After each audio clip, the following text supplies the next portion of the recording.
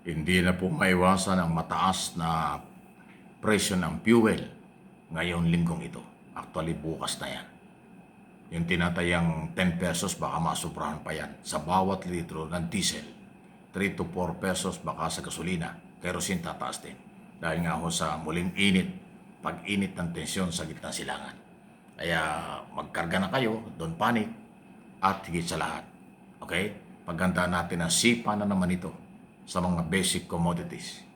Yung ating gobyerno, dapat kumilos sila. National and local government. Kung paano muling pangalagaan ang kapakanan ng mga consumer na Pilipino na tatamaan ang maaaring matataas na namang bayarin. Dahil yung iba magsasamantala sa pagtaas ng fuel. Yung iba naman ay maaaring hindi maiwasang magtaas pero tama lang, okay lang yon. Ang tamang pagtaas base sa presyo ng oil product, katanggap-tanggap. Pero yung aabuso, inaabuso, nagtitake advantage kasi nga alam nilang sa ayaw at sa gusto natin, bibili tayo ng ating mga pagkain, ng ating mga bilihin araw-araw dahil kailangan. Iyon naman ang huwag sanang mangyari. Baka tumaas ang bayarin sa Meralco, elektrisidad, hindi lang dito sa Metro Manila at Luzon, baka sa ibang lalawigan, ganun din. Tumaas ang bayarin sa tubig, yung pamasahe, baka wala pang announcement ang LTFRB, biglang magtaas kayo. Ay mahalaga po meron munang approval ang Land Transportation and Processing Regulatory Board sa lahat ng pasahero, lahat ng pamasahe, mga taxi, jeep, buses at kung ano pang mga public transport nationwide, not only here in Metro Manila. Yun po yun. Yung mga bilihin, basic commodities, yan naman yung trabaho ng Department of Agriculture, Department of Trade and Industry. At ang mga mayor, governor, at lahat ng city at municipal mayor, meron namang authority, i-monitor yan. At kung sino aabuso, pigilan. Dahil po hindi pwedeng national government lang. Hindi pwedeng palaging nagtitiis na lang sa pang-aabuso ang mga consumer at ang mga Pilipino mula sa mga mapagsamantala kapag kaho ganitong may pagtaas ng fuel. Hindi pa nga ako bumabalik sa dating presyo 83, 80 pesos pa rin mahigit ang halaga ng krudo. Nung magtaasan yun ng mga nakaraang mga buwan, umabot na 70 yan hanggang 68 lang So hindi pa nakakabalik ng 100%, ito tataas na naman. Dahil nga kung merong ibang problema naman sa Middle East. So, kaunting higpit na sintron. Sa Metro Manila, kahit naabutin pa ng halos 700 pesos ang kanilang basic everyday na sweldo. Sa mga probinsya, medyo mababa ng bagya, hindi pa rin sapat. Pero hindi man natin pwedeng biglayin yan. Hindi naman pwede talagang mag-demand kayo ng ganong kalaki, hindi naman kaya ng employer. Dahil kahit na gusto man ng employer magdagdag na sweldo sa kanilang manggagawa, kung hindi naman kaya dahil babagsak sila, mawawala yung kita nila, malugi pa, hindi gagawin nyo. Yan ang trabaho ng gobyerno through Department of Labor and Employment. Paano balansehin? At saka ng dating NEDA, ngayon Department of Economic and Planning, na kung paano balansehin ang epekto sa business community, sa mga commuters na mga mamamayan, sa mga simpleng mamamayan, at yung mga consumer na bumibili ng pang-araw-araw na pangailangan. Ganun po, pati na rin sa public transport. Hindi pwedeng basta mag-i-increase yan without approval mula sa dating NEDA o Department of Planning, Economic Planning. Hindi ho pwedeng ganun.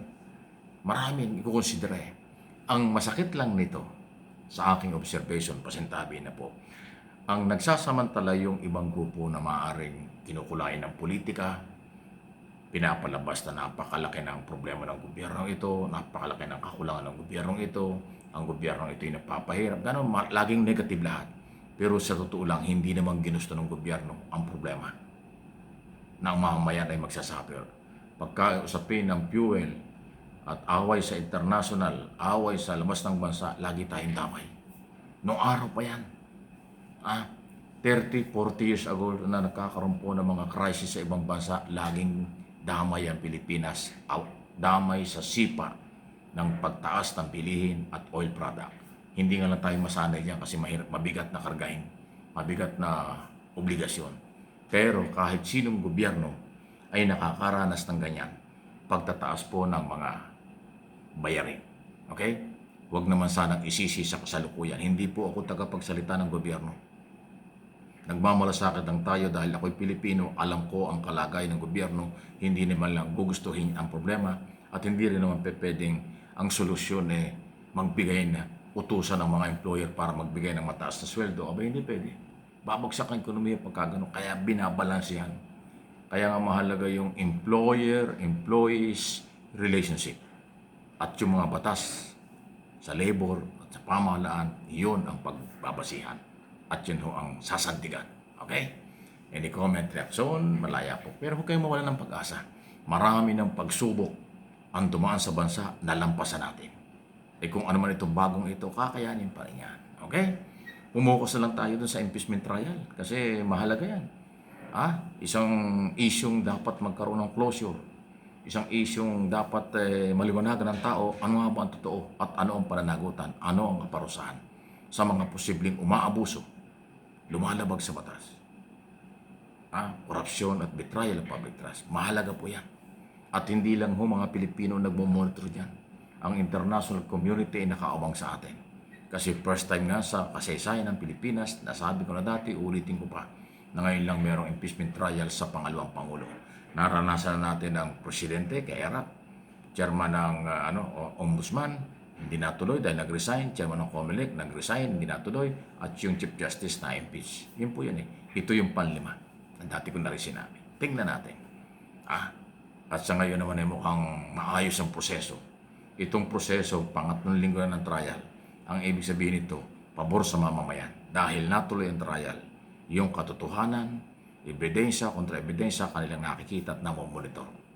Ang pinakamaganda nga sa nito kung haharap yung akusado para siya magpaliwanag. At yun ang gusto natin ng taong bayan. Paano ipapaliwanag? Paano magpaliwanag? Totoo ba o hindi? Sa kanya dapat manggaling yan. Hindi sa mga abogado lang.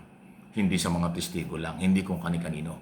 Yung mismong akusado, kung nasa sakdal, mayroong karapatang ipagtanggol ang kanyang sarili. At kung totoong may pagmamahal sa ating bansa, harapin ito at siya yung sumagot sa mga tanong para maliwanagan. Ngayon, kung umiiwas, dinadaan sa press release, dinadaan sa mga statement, dinadaan sa spokesperson, medyo balasado ang dating. Pag ang akusado o inaakusahan ay humarap at nagsalita, pwedeng paniwalaan kung ano ang sasabihin niya. Pero pag hindi humarap at umiwas pa, yung perception ng tao tulad ng mga sinabi ko sa nakaraan, mag-iiba yun. Iba ang dating nun. Ayan, okay?